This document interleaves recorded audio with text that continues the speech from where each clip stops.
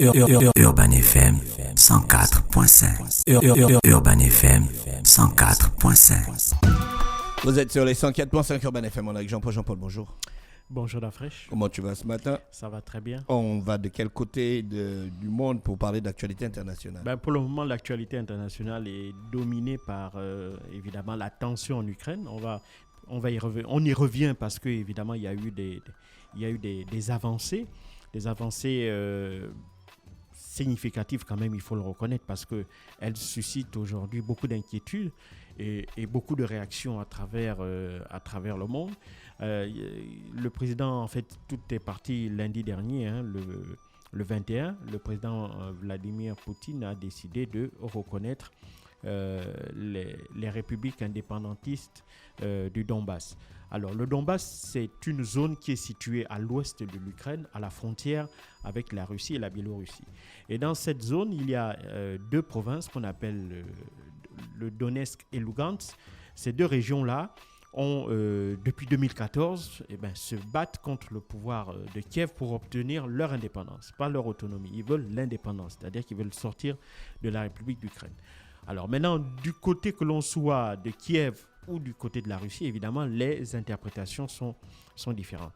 Mais il faut bien comprendre déjà d'un point de vue historique, parce que c'est le président Vladimir Poutine, dans sa rhétorique, explique que justement, il reconnaît ces républiques-là pour trois raisons. La première raison, c'est d'abord une raison historique, dans le sens où l'Ukraine étant une ancienne république socialiste soviétique, dont l'URSS, l'Ukraine actuelle, c'est-à-dire dans sa délimitation géographique, est une pure production de l'URSS, comme la Russie est aussi une pure production de l'URSS. Et donc, pour lui, il y a déjà ce patrimoine historique commun là, relatif à l'URSS. Ça, c'est la première chose. La deuxième chose, c'est que Vladimir Poutine explique que depuis 1991, il y a eu l'émergence de certains clans au sein, si tu veux, de la classe politique ukrainienne.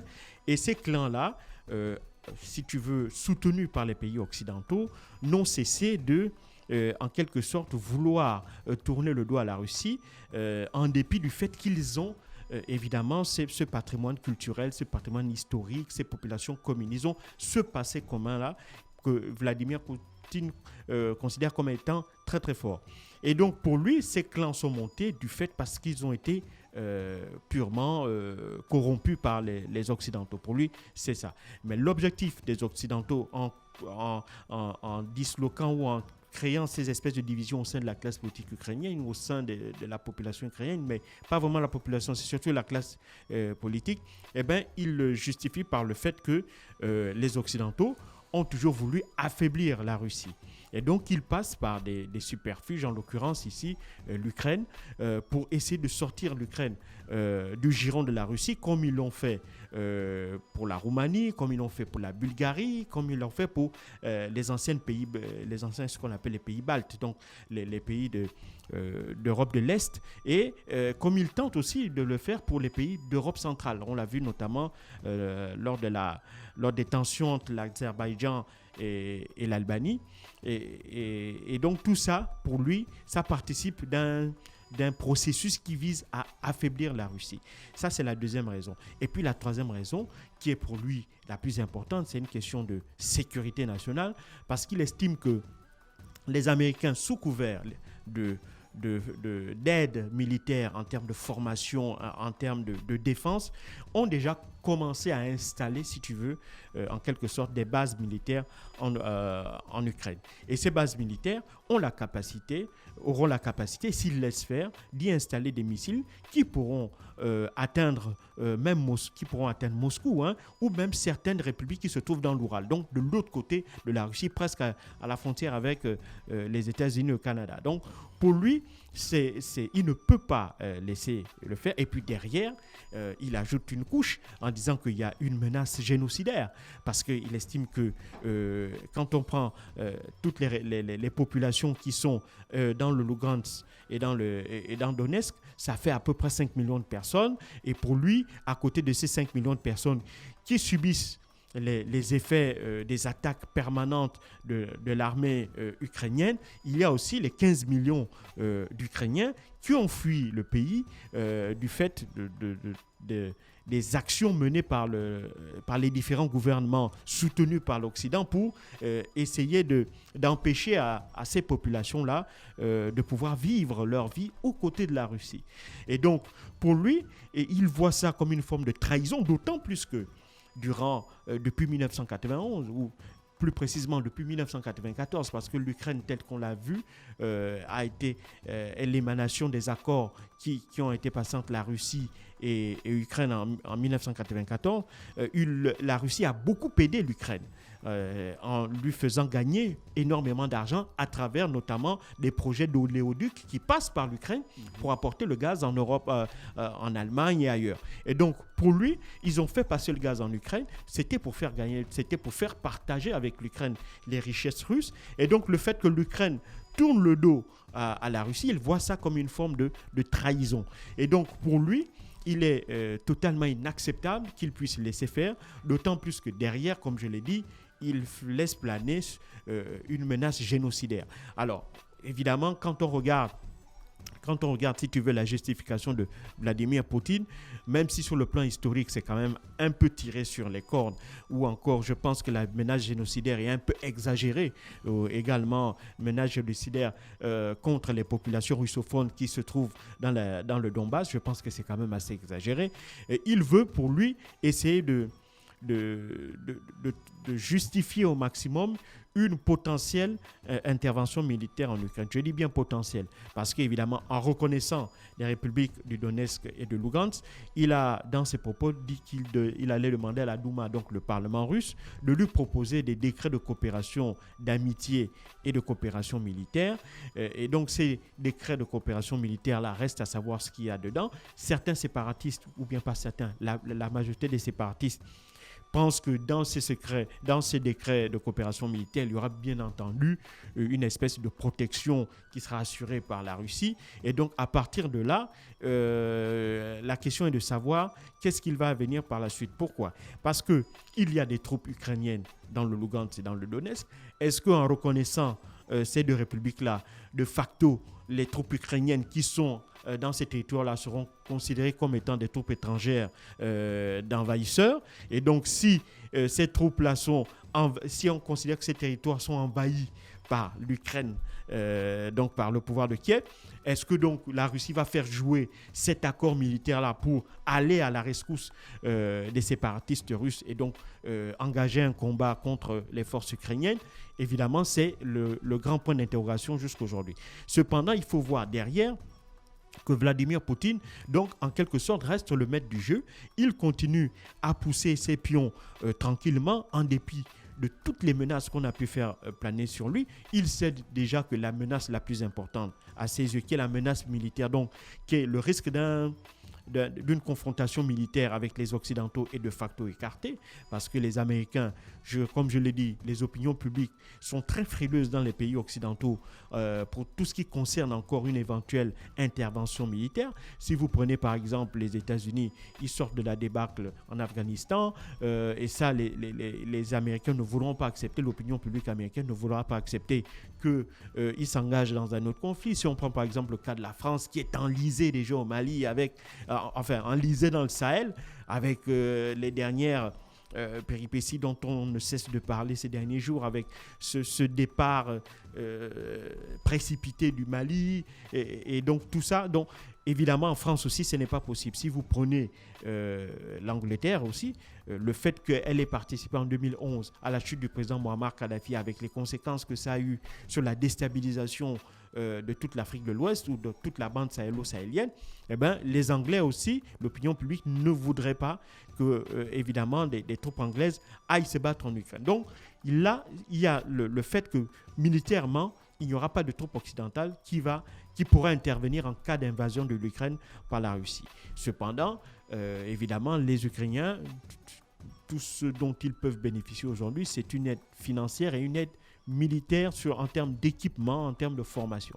C'est tout. Mais évidemment, ça reste extrêmement dérisoire face à l'armada russe. Il ne faut pas vous tromper, l'Ukraine ne peut absolument rien si la Russie décide, si Vladimir Poutine ordonne une invasion de l'Ukraine. Militairement, l'Ukraine n'a pas les capacités de pouvoir s'y opposer, d'autant plus qu'elle ne dispose pas d'un moyen de dissuasion nucléaire. Il faut savoir que avant la chute de l'Empire soviétique en 1991, la quasi-totalité des têtes nucléaires russes se trouvaient en Ukraine. Et donc, lors des accords de 1994, l'Ukraine avait décidé d'appliquer le traité de non-prolifération atomique et donc avait décidé de céder l'ensemble des têtes nucléaires qu'elle avait en échange de la reconnaissance aussi de ses frontières par la Russie. Et donc, ce qui fait qu'aujourd'hui, elle n'a pas de moyens pour pouvoir dissuader la Russie d'une éventuelle attaque. Et donc, ce qui fait que, en dépit des aides et autres, si la Russie veut aujourd'hui envahir l'Ukraine, elle le fait facilement. On l'a vu en 2014, la Russie n'a même pas eu besoin de tirer un seul coup de feu. Elle a annexé la Crimée. Mais Vladimir Poutine l'a déjà dit, il n'y aura pas d'annexion de Lugansk et du Donetsk comme un peu il a fait pour la Crimée. Parce qu'il sait que derrière, les Occidentaux vont dire qu'en fait, c'était ça le plan. C'est en fait de découper petit à petit l'Ukraine pour ensuite, le petit bout qui en reste, pouvoir l'envahir aussi un jour et ramener, si tu veux, l'Ukraine dans le giron. C'est vrai, c'est ce que Vladimir Poutine veut. Il veut un retour de ces pays-là, donc l'ensemble des pays baltes, dans le giron en termes d'influence de la Russie. Et il veut surtout que les Américains reviennent à la situation de 1997. Parce qu'il ne faut pas oublier, en mai 1997, la Russie et l'OTAN avaient signé un accord. Dans cet accord-là, évidemment, la Russie obtenait de l'OTAN qu'il n'y ait pas de déploiement d'armes balistiques ni nucléaires dans les zones frontalières avec ses frontières, que vous prenez depuis l'Europe centrale jusque dans les pays baltes, qu'il n'y ait pas de prolifération de têtes nucléaires. Deuxièmement, que l'OTAN, si tu veux, limite son élargissement à un certain nombre de pays. Et donc, il y a des pays pour la Russie qui ne doivent pas entrer dans l'OTAN. C'était le cas, par exemple, de la Pologne, le cas de la Géorgie, le cas de l'Ukraine. Et donc, pour lui, pour Vladimir Poutine, il faut revenir à cette situation-là de 1997 en respectant les accords de 1997. Mais il oublie de dire que ces accords de 1997 avaient été quelque peu modifiés en 2002 en y ajoutant un organisme commun, un organisme conjoint de concertation et d'échange. Et ce mécanisme-là devait permettre notamment aux états-majors de l'OTAN et à celui de la Russie de discuter sur toutes les questions liées à la sécurité, c'est-à-dire que le fait que si l'OTAN voulait installer une base ou des armes dans une quelconque partie de l'Europe, elle devait le faire, enfin, partie les pays baltes ou bien jusqu'en Europe de l'Est, en allant jusqu'en Europe centrale, eh bien, cela devait se faire dans le cadre de ce mécanisme de concertation avec la Russie. Or, et ça aussi c'est l'une des raisons que Vladimir Poutine en filigrane met, c'est-à-dire que toutes les expansions auxquelles on a assisté, notamment au niveau de l'OTAN à partir du début des années 2000, s'est faite sans concertation avec la Russie et au détriment des intérêts sécuritaires de la Russie. Donc, lui au moins, il considère que depuis des semaines qu'il discute avec les Occidentaux, ces derniers n'ont jamais pris en compte la moindre de ses exigences. Et donc, à son tour, lui aussi, il privilégie la sécurité non seulement des Russes, mais aussi des populations russophones qui sont situés dans la région du Donbass. Il ne faut pas oublier que depuis environ 2 ou 3 ans, les services de renseignement disent que des milliers de passeports russes ont été distribués à ces populations-là pour justifier qu'il y a des citoyens russes dans la région et qu'au titre de la protection que l'État russe doit leur accorder, eh ben, il se pourrait qu'il intervienne dans le cadre de la défense de l'intégrité physique de ces ressortissants-là. Donc, évidemment, cela a suscité tout un tollé de réactions à travers le monde et évidemment les Occidentaux qui jusque-là n'ont brandi qu'une seule arme, c'est l'arme, c'est l'argument de des sanctions économiques, ont décidé de passer, si tu veux, à la vitesse supérieure. Mais encore, jusqu'à quel niveau? Je ne pense pas qu'il y ait des sanctions à 100% contre la Russie, parce que je l'ai dit ici, les Européens et les Russes sont interdépendants sur le plan économique. Et donc, il va bien falloir mettre une limite à ces sanctions-là. Mais Vladimir Poutine, en bon stratège qu'il est, il est parfaitement conscient de ces réalités-là et il sait que même si les Américains sont beaucoup plus chauds à aller le plus loin possible sur le plan économique, c'est parce que les Russes et les Américains échangent très très peu sur le plan économique. Il y a 8 fois moins d'échanges entre la Russie et les États-Unis qu'entre la Russie et l'Europe. Donc tu vois que même là, il y a, en termes de sanctions, les Américains, les Européens ne sont pas sur la même ligne, étant donné les intérêts qui sont particulièrement plus importants pour les Européens comparativement aux Américains. Voici un peu le décor qui est planté. Maintenant, on va voir ce que ça va donner dans les jours qui vont venir et surtout que surtout, ça commence déjà à avoir des effets dans la politique intérieure de certains États. Je prends l'exemple de la France. Emmanuel Macron, depuis la semaine dernière, devait présenter sa candidature à sa réélection, à une éventuelle réélection. Et pour le moment, il a dû décaler la date en raison de la crise ukrainienne, mais il est pris aussi par le temps parce qu'il y aura jusqu'au 4 mars prochain pour déposer sa candidature à la Cour constitutionnelle, au Conseil constitutionnel. Or, malheureusement, il espérait avoir des résultats encourageants ce week-end pour pouvoir se consacrer au lancement maintenant de sa campagne à l'élection présidentielle. Maintenant, évidemment, il a cette date butoir du 4 mars.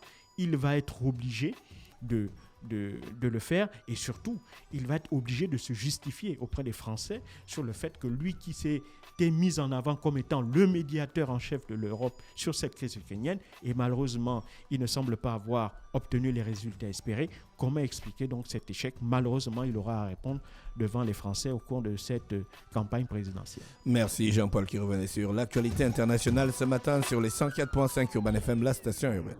Urban FM 104.5